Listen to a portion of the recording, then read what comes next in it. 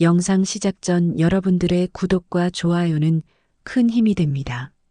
서울 송파구 잠실동의 한 아파트 단지 이곳은 신혼부부들이 많이 사는 곳으로 유명합니다. 높은 아파트들이 즐비하게 늘어서 있고 그중 한 전세 아파트에서 결혼 2년 차를 맞은 젊은 부부가 살고 있었죠. 남편 민석이는 국내 대기업 전자회사의 영업팀 과장으로 일하고 있습니다. 둥근 안경을 쓴 평범한 외모의 직장인이었어요. 매일 아침 일찍 일어나서 정장을 차려입고 출근하는 것이 일상이었습니다. 영업직, 특성상 거래처와의 접대다 지방 출장이 잦았고 집에 늦게 들어오는 날이 많았죠. 아내 수진이는 공기업인 한국전력공사에서 사무직으로 근무하고 있었습니다. 단정한 외모에 긴 생머리를 하고 있는 전형적인 직장인 여성이었어요. 공기업 특성상 정시 출퇴근이 가능해서 집안일을 도맡아 하고 있었습니다. 평소 요리하는 것을 좋아해서 남편을 위해 매일 아침 도시락을 싸주는 것이 일상이었죠. 이들 부부는 겉보기에는 너무나 평범하고 안정적인 신혼 생활을 보내고 있는 것처럼 보였습니다. 주말에는 함께 쇼핑을 하거나 영화를 보러 가고 가끔씩 맛집을 찾아다니며 데이트를 즐기곤 했어요. 수진이는 평소 민석이가 일이 많아 힘들어하는 모습을 보면서도 묵묵히 뒷바라지를 해주는 현명한 아내였습니다. 어느 화요일 저녁 평상시와 다름없이 민석이가 퇴근해서 집에 들어왔어요. 수진이는 이미 저녁 식탁을 차려놓고 남편을 기다리고 있었습니다. 김치찌개와 계란말이, 그리고 민석이가 좋아하는 멸치볶음까지 정성스럽게 준비되어 있었죠. 민석이야, 오늘도 고생 많았어. 어서 와서 저녁 먹자. 수진이의 따뜻한 목소리가 현관에서 신발을 벗고 있는 민석이에게 들려왔습니다. 민석이는 피곤한 얼굴로 거실 소파에 털썩 주저앉으며 넥타이를 풀었어요. 오늘 정말 죽을 것 같았어. 신규 고객사 미팅이 있어서 프레젠테이션 준비하느라 점심도 제대로 못 먹었다니까. 그런 민석이의 모습을 보며 수진이는 안쓰러운 마음이 들었습니다. 결혼하기 전부터 민석이의 직업이 바쁘다는 것을 알고 있었지만 실제로 함께 생활해 보니 생각보다 훨씬 힘들어 보였거든요. 그래도 우리 민석이가 열심히 일해주니까 이렇게 안정적으로 살 수 있는 거잖아. 정말 고마워. 수진이는 민석이의 어깨를 주무르며 다정하게 말했어요. 이런 작은 배려들이 쌓여서 부부관계를 단단하게 만드는 것이라고 생각했거든요. 그런 평범한 일상이 계속되던 어느 금요일 오후였습니다. 수진이는 회사에서 업무를 마치고 집에 돌아가 저녁 준비를 하고 있었어요. 평소보다 조금 일찍 퇴근한 민석이가 현관문을 열고 들어왔죠. 민석이의 목소리에는 뭔가 평소와 다른 톤이 섞여 있었습니다. 수진이에게 오늘 저녁에 할 얘기가 있다면서 말을 꺼냈거든요. 수진이는 부엌에서 나와 민석이를 맞이했습니다. 민석이의 표정이 좀 심각해 보여서 무슨 일인지 물었지만 민석이는 심각한 건 아니라며 갑자기 일정이 생겨서 그렇다고 대답했어요. 민석이는 넥타이를 풀며 거실 소파에 앉았고 수진이도 옆에 앉아서 민석이의 다음 말을 기다렸습니다. 민석이는 사실 내일 갑자기 부산 출장이 잡혔다면서 금요일 밤에 내려가서 토요일까지 있어야 할 것 같다고 말했어요. 수진이는 부산 출장이라니 갑작스럽다며 무슨 일인지 물어보았습니다. 민석이는 새로운 협력업체 미팅이 급하게 잡혔다고 설명했어요. 원래는 다음 주였는데 상대방 사정으로 당겨져서 어쩔 수 없이 가야 한다는 것이었죠. 수진이는 아쉬운 표정을 지었습니다. 이번 주말에는 함께 백화점에 가서 쇼핑을 하려고 계획하고 있었거든요. 수진이가 언제 출발해야 하는지 묻자 민석이는 오늘 저녁 늦게 출발해서 내일 아침 일찍 미팅 준비를 해야 한다고 답했습니다. 토요일 오후나 저녁에나 돌아올 수 있을 것 같다고 덧붙였어요. 수진이는 실망스럽긴 했지만 민석이의 일이니까 어쩔 수 없다고 생각했습니다. 결혼한 후로 이런 급작스러운 출장은 종종 있는 일이었거든요. 수진이는 짐 챙기는 것을 도와주겠다고 했지만 민석이는 간단하게 챙기면 되니까 저녁부터 먹고 준비하겠다고 말했어요. 저녁 식사 후 민석이는 침실로 들어가서 출장 준비를 시작했습니다. 수진이는 설거지를 하면서도 민석이가 혼자 짐을 챙기는 모습이 안쓰러워 보였어요. 정말 도와줄 게 없냐며 셔츠 다림질이라도 해주겠다고 했지만 민석이는 서둘러 옷들을 여행 가방에 넣으면서 괜찮다고 답했습니다. 수진이는 민석이가 평소보다 서두르는 것 같다는 생각이 들었지만 급한 출장이라 그런가 보다 하고 넘어갔어요. 그런데 이상한 점이 하나 있었습니다. 민석이는 평소 출장 때 쓰던 검은색 서류 가방 대신 큰 여행용 캐리어를 꺼내서 짐을 챙기고 있었거든요. 밤 10시쯤 민석이는 모든 준비를 마치고 현관에서 신발을 신었습니다. 수진이는 민석이를 배웅하러 현관까지 나와서 조심히 다녀오라며 피곤할 텐데 무리하지 말라고 당부했어요. 민석이는 수진이에게 가벼운 포옹을 하며 걱정하지 말라고 말했습니다. 내일 저녁에는 집에 올 수 있을 거라고 덧붙였죠. 그렇게 민석이는 집을 나섰고 수진이는 창문으로 민석이가 차를 타고 아파트 단지를 빠져나가는 모습을 지켜보았어요. 하지만 수진이는 몰랐습니다. 민석이의 차 트렁크에는 출장용 서류나 업무 자료가 아닌 휴양지에서 입을 여름옷들과 선크림, 그리고 연인과의 여행을 위한 준비물들이 가득 들어있다는 것을 말이에요. 토요일 아침이 밝았습니다. 수진이는 평소보다 늦게 일어나서 여유로운 주말 아침을 맞이했어요. 민석이가 없으니 혼자서 간단하게 토스트와 커피로 아침 식사를 해결했습니다. 창밖으로는 따뜻한 햇살이 들어오고 있었고 아파트 단지 안에서는 아이들이 뛰어노는 소리가 들려왔어요. 오전 10시쯤 수진이의 휴대폰에 전화가 걸려왔습니다. 발신자는 민석이와 같은 회사에 다니는 김 과장의 아내 영희였어요. 영희와 수진이는 회사 모임에서 만나 친해진 사이였죠. 영희는 안부를 묻으며 잘 지내는지 물어보았습니다. 수진이는 반갑게 인사를 나누며 갑자기 무슨 일인지 궁금해했어요. 영희는 별일은 아니라면서 자기 남편이 어제 회식 때문에 늦게 들어왔는데 민석이는 어떻게 지내는지 궁금해서 전화했다고 말했습니다. 수진이는 민석이가 어제 출장을 가서 지금 부산에 있으며 오늘 저녁에나 들어올 것 같다고 대답했어요. 그런데 영희는 잠시 조용해졌다가 의아한 목소리로 말했습니다. 자기 남편이 어제 회사에서 이번 주는 특별한 출장 일정이 없다고 했다는 것이었어요. 수진이는 순간 가슴이 덜컥했지만 금세 마음을 진정시키며 갑작스럽게 잡힌 거라고 대답했습니다. 영희는 그럴 수도 있다며 넘어갔지만 수진이의 마음속에는 작은 의심의 씨앗이 뿌려졌습니다. 통화를 마친 후 수진이는 거실 소파에 앉아서 생각에 잠겼어요. 민석이가 거짓말을 할 리는 없을 텐데. 하지만 왜 같은 회사 사람이 출장 일정을 모른다고 했을까요? 점심시간쯤 수진이는 휴대폰으로 민석이에게 안부 문자를 보냈습니다. 부산은 어떤지, 미팅은 잘 되고 있는지 물어보는 내용이었어요. 하지만 민석이로부터 답장은 오지 않았습니다. 평소에는 바빠도 간단하게라도 답장을 해주는 편이었는데 이상했죠. 오후 2시쯤 수진이의 휴대폰에 알림이 떴습니다. 민석이 명의의 신용카드 사용 내역이었어요.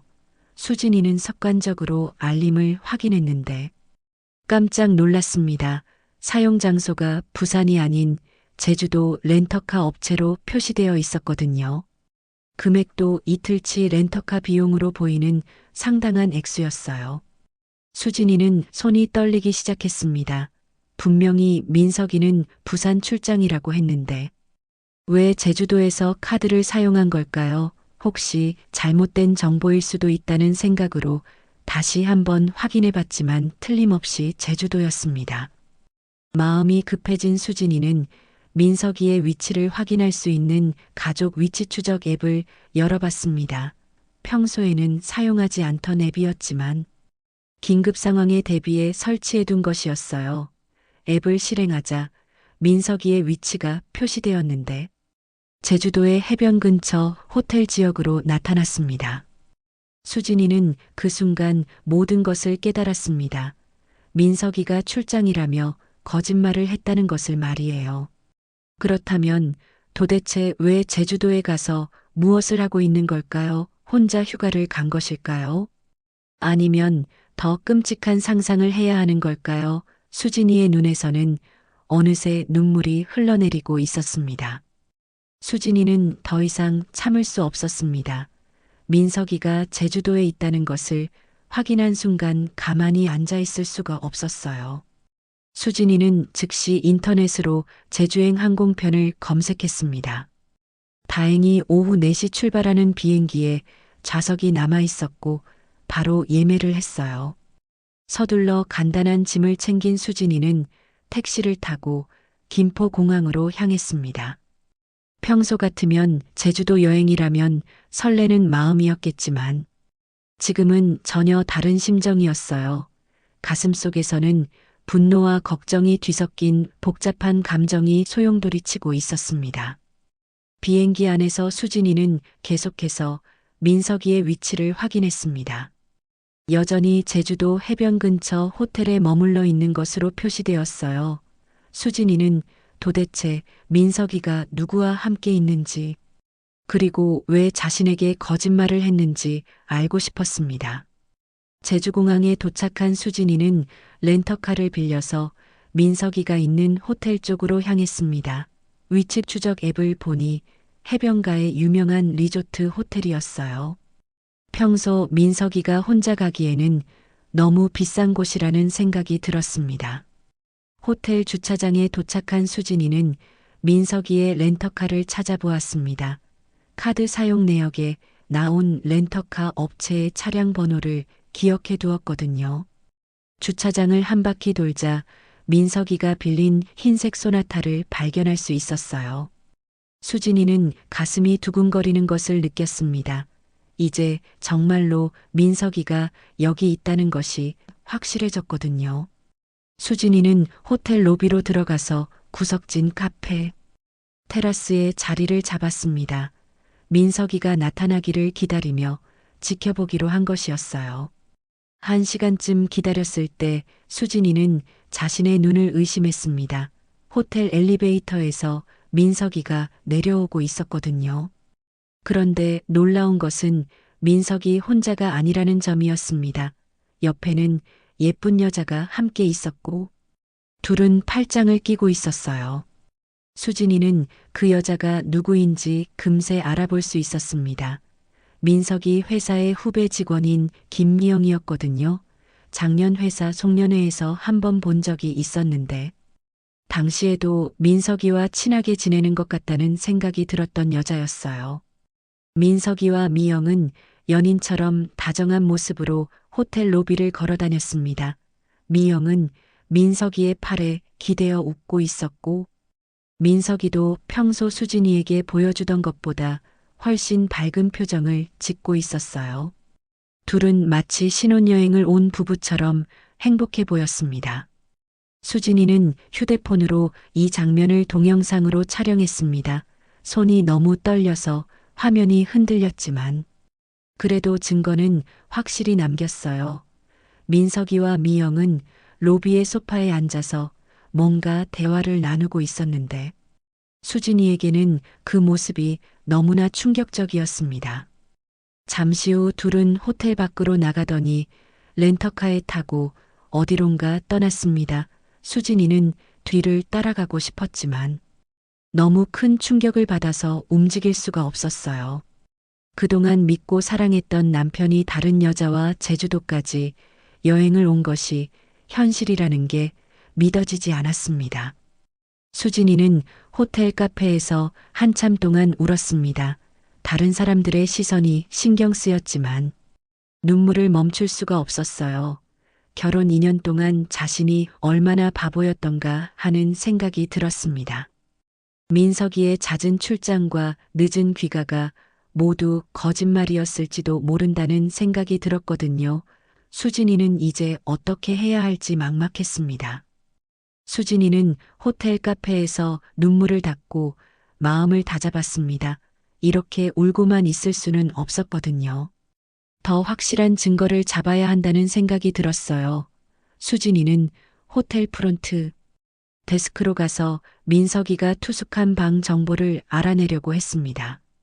프론트 직원에게 남편을 찾고 있다고 말하며 민석이의 이름을 댔지만 개인정보 보호를 이유로 알려줄 수 없다는 답변만 돌아왔어요.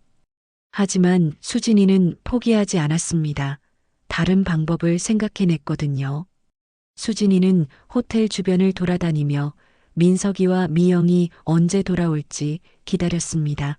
해가 지기 시작할 무렵 드디어 흰색 렌터카가 호텔 주차장으로 들어오는 것을 볼 수 있었어요. 수진이는 멀리서 지켜보며 다시 한번 휴대폰으로 촬영을 시작했습니다. 민석이와 미영은 차에서 내려서 트렁크에서 쇼핑백들을 꺼냈어요. 제주도 특산품이나 기념품들을 산 것 같았습니다. 둘의 모습은 정말 행복해 보였어요. 미영은 민석이에게 뭔가 말하며 웃고 있었고, 민석이도 미영의 어깨에 손을 올리며 다정하게 대답하고 있었어요. 수진이는 그 모습을 보며 가슴이 찢어지는 것 같았습니다. 자신과 함께 있을 때는 한 번도 보여준 적 없는 표정을 민석이가 다른 여자에게 보여주고 있었거든요. 수진이는 계속해서 이 장면들을 동영상으로 기록했습니다. 호텔로 들어간 민석이와 미영을 따라 수진이도 로비로 들어갔어요. 둘은 엘리베이터를 타고 올라갔고 수진이는 몇 층에서 멈추는지 확인했습니다. 12층에서 멈췄다가 다시 움직이기 시작했어요. 수진이는 다음 엘리베이터를 타고 12층으로 올라가 봤습니다.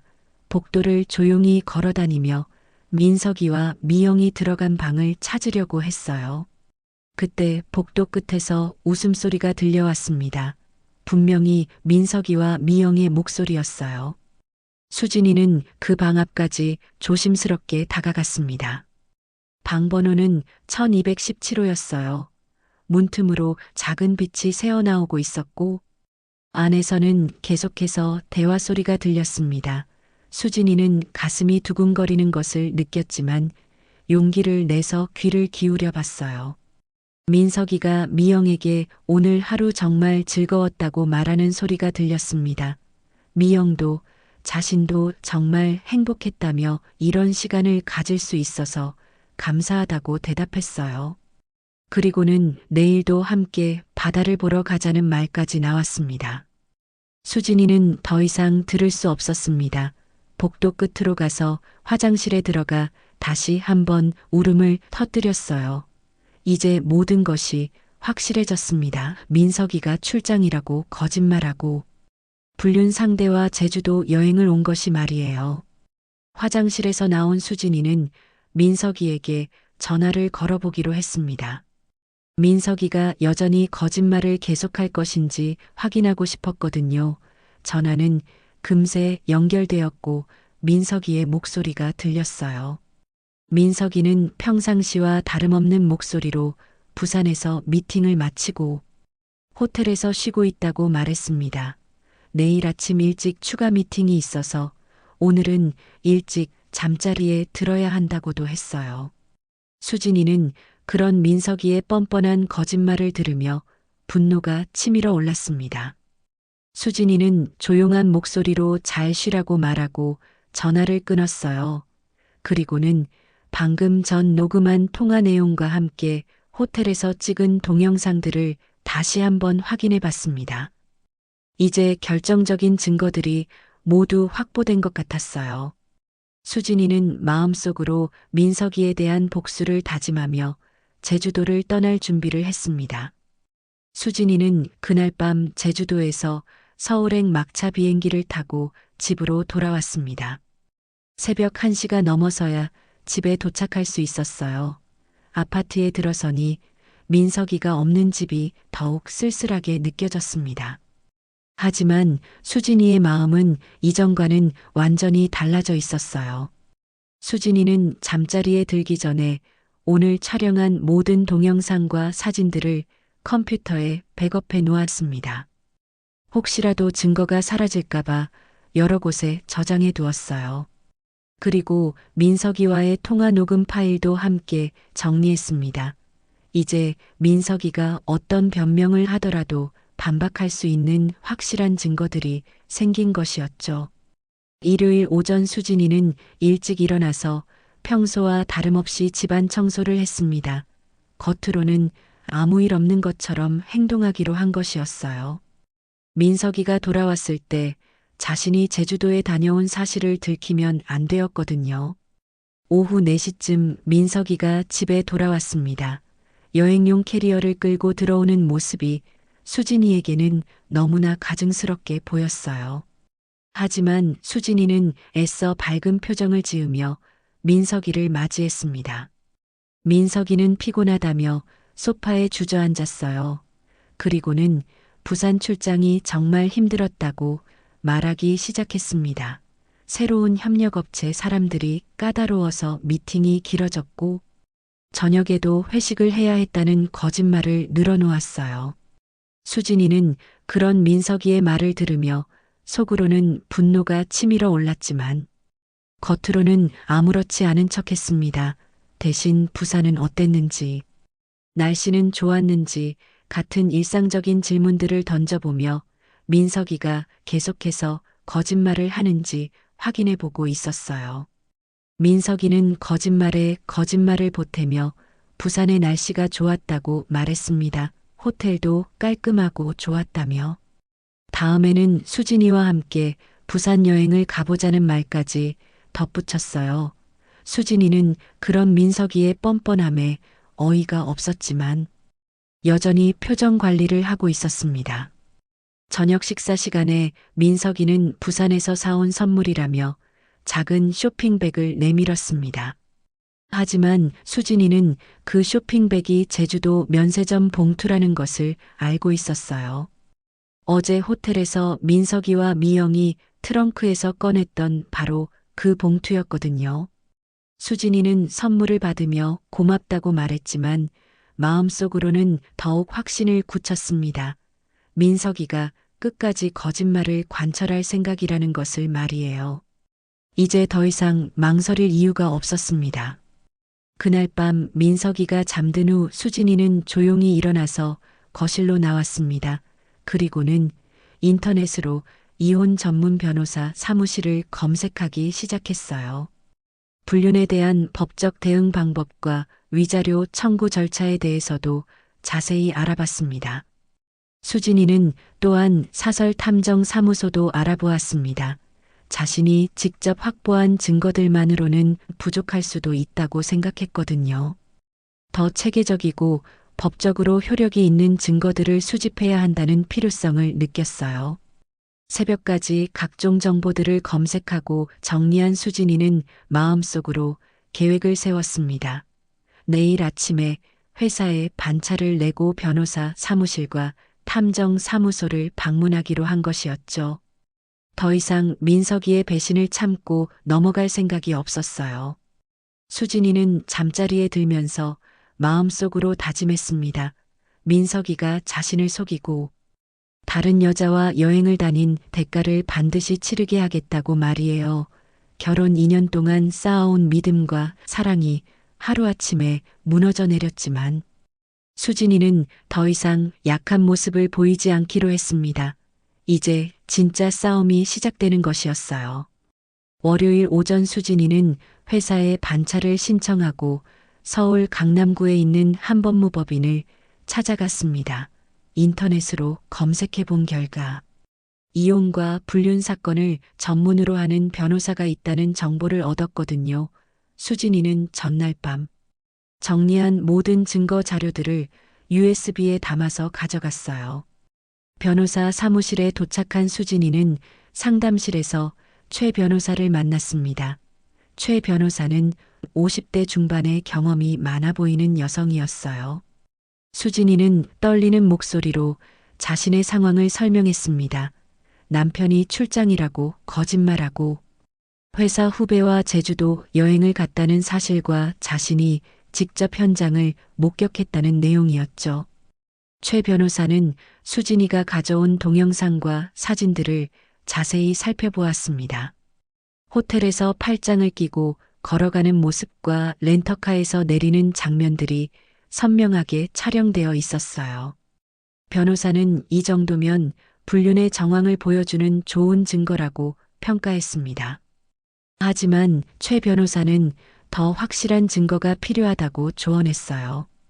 법정에서 인정받기 위해서는 단순한 동행 이상의 친밀한 관계를 입증해야 한다는 것이었죠. 그래서 전문 조사기관의 도움을 받아 추가 증거를 확보하는 것이 좋겠다고 제안했습니다. 수진이는 최 변호사로부터 이혼 절차와 위자료 청구 방법에 대한 자세한 설명을 들었습니다. 배우자의 불륜이 확실히 입증되면 이혼 사유가 되며 정신적 피해에 대한 위자료도 청구할 수 있다는 내용이었어요. 또한 불륜 상대방인 미영에게도 별도로 손해배상을 청구할 수 있다고 했습니다. 상담을 마친 후 수진이는 최 변호사가 추천해준 탐정사무소를 방문했습니다. 서울 서초구에 위치한 그 사무소는 불륜 조사를 전문으로 하는 곳이었어요. 수진이는 탐정 이 소장을 만나서 자신의 사정을 다시 한번 설명했습니다. 이 소장은 수진이의 이야기를 듣고 나서 체계적인 조사 계획을 제시했습니다. 민석이의 일상을 미행하면서 미영과의 만남을 포착하고 호텔 출입 장면이나 더 결정적인 증거들을 확보하겠다는 내용이었어요. 비용은 상당했지만 수진이는 주저하지 않고 의뢰하기로 했습니다. 그 주부터 탐정들의 조사가 시작되었습니다.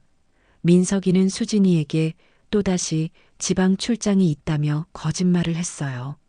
하지만 이번에는 탐정들이 민석이의 뒤를 따라가서 모든 행적을 기록했습니다. 민석이는 실제로는 미영과 함께 경기도의 한 리조트에서 하룻밤을 보냈던 것으로 확인되었어요.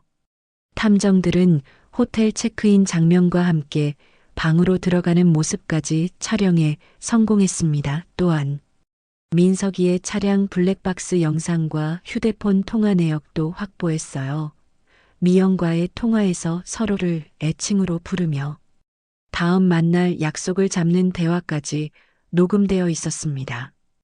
2주일간의 조사를 통해 확보된 증거들은 수진이의 예상보다 훨씬 많았습니다.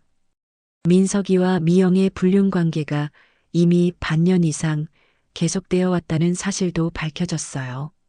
둘은 평소에도 회사 근처 모텔을 이용하거나 미영의 원룸에서 만나곤 했던 것으로 조사되었습니다. 수진이는 모든 증거가 확보되자 더 이상 망설이지 않았습니다. 최 변호사와 함께 이혼 소송 준비에 들어갔어요. 민석이를 상대로 한 이혼 소송과 함께 미영을 상대로 한 상간 소송도 동시에 진행하기로 했습니다. 수진이는 배신한 남편과 그 불륜녀가 반드시 대가를 치르게 하겠다는 마음으로 법적 절차를 밟아나갔습니다. 한 달 후 서울가정법원에서 첫 번째 조정 기일이 열렸습니다. 수진이는 최 변호사와 함께 법원에 도착했어요. 민석이도 자신이 선임한 변호사와 함께 나타났습니다. 민석이는 수진이가 이혼 소송을 제기했다는 사실을 통보받고 나서야 모든 것이 들통났다는 것을 깨달았거든요. 조정실에서 마주한 민석이는 처음에는 강하게 부인했습니다. 미영과는 단순한 동료 관계일 뿐이라며 제주도 여행도 우연히 일정이 겹친 것이라고 주장했어요. 하지만 수진이 측에서 제시한 증거들을 보자 민석이의 얼굴은 점점 창백해졌습니다. 탐정이 촬영한 호텔 체크인 영상과 함께 방으로 들어가는 장면이 재생되었어요. 또한 민석이와 미영의 통화. 녹음에서는 서로를 자기야 여보라고 부르는 모습까지 적나라하게 드러났습니다. 민석이는 더 이상 변명할 수 없다는 것을 깨닫고 고개를 숙였어요. 미영도 별도의 상간소송에 응하기 위해 법원에 출석했습니다. 미영은 처음에는 억울하다며 울음을 터뜨렸지만 확실한 증거들 앞에서는 할 말이 없었어요. 결국 자신의 잘못을 인정하고 수진이에게 사과했습니다. 조정 과정에서 민석이는 수진이에게 용서를 구했습니다. 마가 마음이었다며 다시는 그런 일이 없을 것이라고 약속했어요. 하지만 수진이의 마음은 이미 단단히 굳어 있었습니다. 한번 깨진 신뢰는 다시 회복될 수 없다고 생각했거든요. 수진이는 조정실에서 차분한 목소리로 말했습니다. 이혼은 번복할 수 없는 결정이라고 했어요. 그리고 정신적 피해에 대한 적절한 위자료를 요구한다고 덧붙였습니다. 민석이는 더 이상 반박하지 못하고 수진이의 요구를 받아들일 수밖에 없었어요. 한편 미영이 다니던 회사에서도 불륜 사실이 알려지면서 큰 소동이 벌어졌습니다. 회사 내부 규정에 따라 미영은 권고사직을 당했고 동종업계에서도 취업이 어려워졌어요. 미영의 부모님까지 이 사실을 알게 되면서 미영은 사회적으로 큰 타격을 받았습니다. 2달 후 최종 판결이 내려졌습니다. 법원은 수진이의 이혼 청구를 받아들였고 민석이에게 상당한 액수의 위자료 지급을 명령했어요.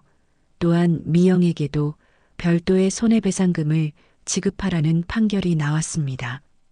수진이는 자신이 원하던 모든 것을 얻어낸 것이었죠. 판결문을 받아든 수진이는 법정을 나서면서 복잡한 심정이 들었습니다. 결혼 2년이라는 시간이 이렇게 끝나게 된 것이 아쉽긴 했지만 후회는 없었어요. 오히려 더 큰 상처를 받기 전에 진실을 알게 된 것이 다행이라는 생각이 들었습니다. 수진이는 법원 계단을 내려오면서 가을 햇살을 느꼈습니다. 이제 새로운 인생을 시작해야 한다는 생각이 들었어요. 배신당한 아픔은 컸지만 그 아픔을 통해 더 강해진 자신을 발견할 수 있었습니다. 민석이는 판결 후 수진이에게 마지막으로 연락을 시도했지만 수진이는 받지 않았어요. 이미 끝난 관계에서 더 이상 할 말은 없었거든요. 수진이는 휴대폰 번호도 바꾸고 아파트도 정리해서 새로운 곳으로 이사할 계획을 세웠습니다. 그해 겨울 수진이는 친구들에게 말했습니다. 배신의 대가는 반드시 치르게 된다고 말이에요. 자신이 직접 그것을 증명해 보였다면서 웃음을 지었습니다. 그 웃음에는 아픔도 있었지만 당당함과 희망도 함께 담겨 있었어요. 수진이는 이제 진정한 자유를 찾은 것이었습니다.